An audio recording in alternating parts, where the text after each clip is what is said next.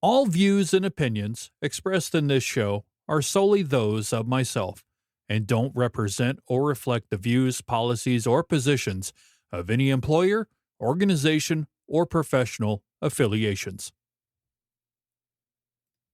Your dishwasher doesn't need a firmware update to wash your dishes. Your washing machine doesn't need the phone home to spin the drum.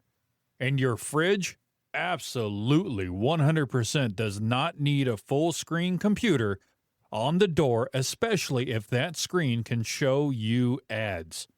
Today, let's talk about why Wi-Fi in appliances should be optional, why the privacy trade-offs are rarely worth it, and how smart quietly turns into monetized.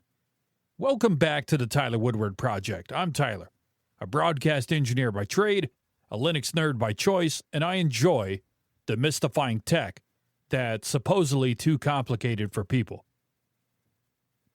Here's the thesis up front. Smart is not automatically bad. Connectivity can genuinely help. Remote diagnostics, software improvements, convenience features, but it also creates data exhaust, and data exhaust creates monetization pressure. And, well, that pressure almost always ends up as tracking, upsells, lockouts, or advertisements, and maybe all four. So first, we'll define what you actually gain from Wi-Fi appliances. Then we'll talk about what you're really paying for. Money, reliability, privacy, and finally, a practical checklist to buy and configure these things without getting hosed.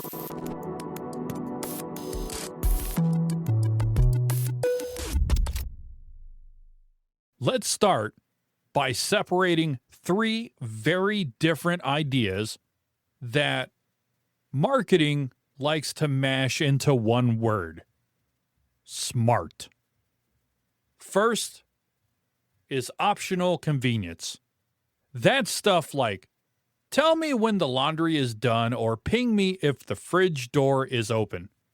Second, maintenance and support improvements like remote diagnostics that can reduce the number of service visits because the tech can show up with the right part the first time. Third, and this is the slippery one, features that should work locally but are put behind a connection or an account to push you into the cloud ecosystem.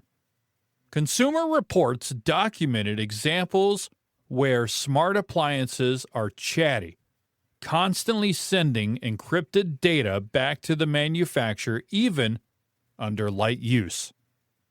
In their test, appliances across major brands sent about 3.4 megabytes to about 19 megabytes of data per week back to the manufacturer. In CR notes, that's with usage that may be less than a typical household. Now, if that data is strictly used for reliability and safety fixes, that can be a win. But the problem is you, the owner, you don't get to observe that data directly. You don't get to have that clean off switch, and you don't get to negotiate how it's used later when the business model shifts. And the business model always shifts because the appliance sale, well, that's a one-time transaction. But if they can get you hooked on services, advertising and data profiling, well, that's a recurring revenue stream. Here's the part that I think most people miss. Companies aren't adding Wi-Fi because it's a nice thing to have. They add Wi-Fi because once a device is connected, it can be turned into a platform. And platforms have two magnets. telemetry, and monetization. Let's connect this to real life with a couple of concrete examples. How it actually goes wrong type stories. One failure mode is feature gating, where a device that feels like it should be local gets tied to connectivity for some reason or another. Back to Consumer Reports. They covered a case where a $3,600, $3,600 GE wall oven required Wi-Fi to unlock convection roast mode, even though convection cooking predates Wi-Fi by decades. GE's explanation? Well, as reported by Consumer Reports, it included pushing, and I put this in air quotes, pushing a better with time mindset and enabling enhanced features via software. Okay.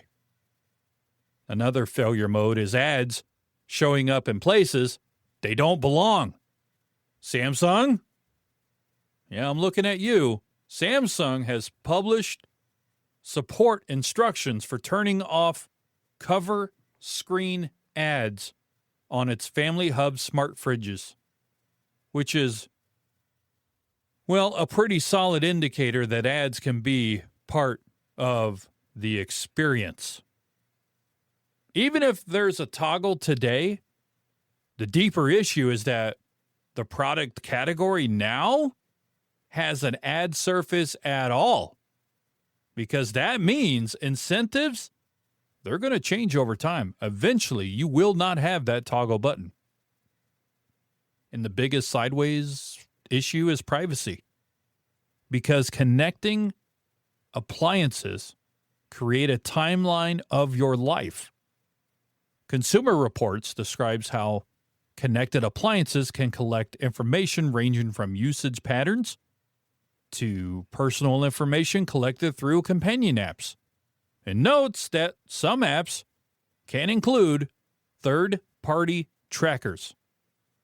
Consumer Reports specifically calls out that the LG ThinQ app contained 10 third-party trackers in their analysis. And that 10 is on the high side among mobile apps in their testers' experience. And this is where the smart isn't bad nuance really matters. Remote diagnostics can be helpful, but it doesn't require collecting every little piece of data forever. A washer doesn't need your date of birth to wash your hoodie. And a fridge, for sure as hell, doesn't need your geolocation to keep the milk cold. So when the data collection exceeds what's needed for function and safety, that's a signal. The device is being optimized for the company, not for you. So what should a power user actually do, like this weekend? Well, here's my practical playbook. First, decide if you need network features at all. If the only benefit is cycle done notifications, that's usually not worth creating a new always-on data source in your house. If the benefit is remote diagnostics during warranty, well, that could be helpful. Temporarily, connect it when needed, then disconnect it. Second, treat the phone app as part of the product that you're buying. If the app is loaded with trackers, you're not just buying an appliance, you're buying an ongoing relationship with an ad tech shaped ecosystem. Consumer Reports recommends reducing exposure by changing location permissions and disabling app tracking on your phone where possible. Third, Isolate anything you do connect to your Wi-Fi.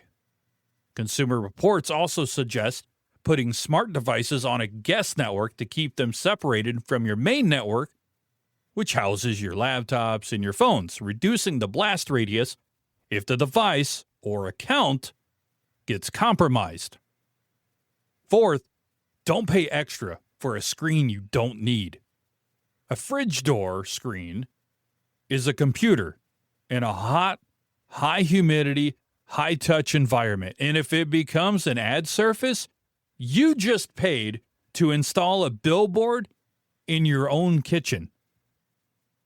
If a feature can be done with a phone you already own, paying a premium for a built-in screen usually fails the value per dollar test. Finally, a little shopping rule of thumb. Prefer appliances that work fully offline.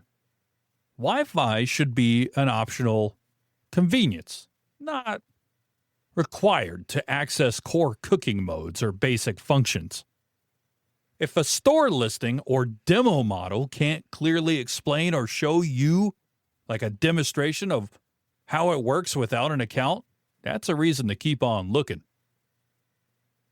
So no, most people don't need Wi-Fi in a dishwasher or a washing machine or a fridge. And a screen on a fridge door is often a pricey shortcut to future annoyance. Smart can be fine, but once the device is connected, it starts producing data exhaust, and data exhaust attracts monetization pressure like crumbs attracts ants. Visit tylerwoodward.me, follow at tylerwoodward.me on Instagram and Threads. Subscribe and like the show on your favorite podcast platform. I'll catch you next week.